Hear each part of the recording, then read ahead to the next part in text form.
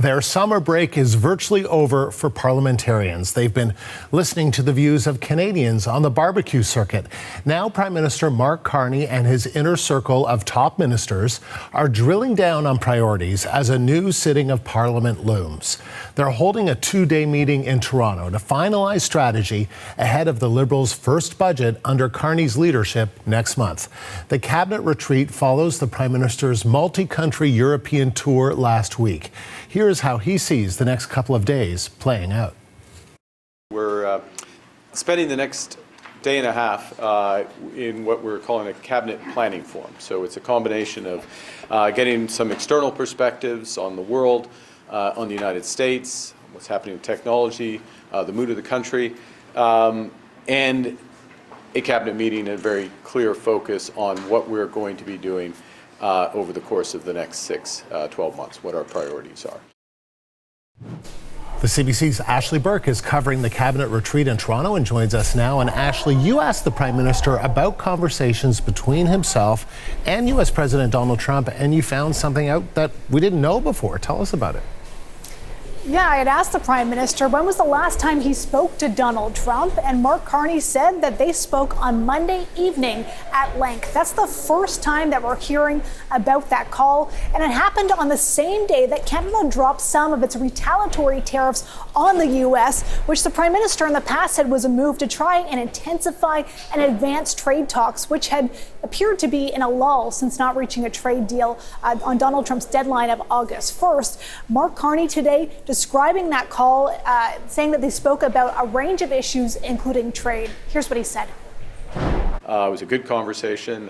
We have a team, a very senior team. The clerk of the Privy Council is there in Washington as we speak, that is meeting with the U.S. counterparts. Don't expect immediate white smoke on one of these strategic sectors, but that's the type of conversation that we're having and will continue to have. So his most senior public servant is in Washington right now trying to advance talks along with the team, he said. The government is trying to get Donald Trump to remove his tariffs or at least drop them aimed at some of the sectors that are hit hard. So automotive, lumber, aluminum, steel, those are just some of the examples. And so that's something that they're trying to get removed. And you heard him there talk about how he's not expecting white smoke on that front to come out of potentially some support or changes for those sectors that are hit. And the Prime Minister right now is facing criticism from the opposition. Conservative Leader Pierre Poilievre also in the Greater Toronto area today and gave his own announcement this morning where he took aim at Carney and accused him of not delivering on his campaign promises when it comes to dealing with Trump. This is what he said. He promised elbows up. He's been elbows down. He promised he would have dollar-for-dollar tariffs. Whether or not you agree with that idea, it's clear that that was his promise, while he was simultaneously backing down. He promised that he would get a deal with President Trump by July the 21st. There has been no deal. He said that he could, quote, negotiate a win. So far, all he's been doing is losing. Carney today defended what his government has done so far when it comes to those talks with Trump. And he said that from his perspective, Canada is in a good position because 85% of goods that are being traded from Canada to the U.S. are tariff-free.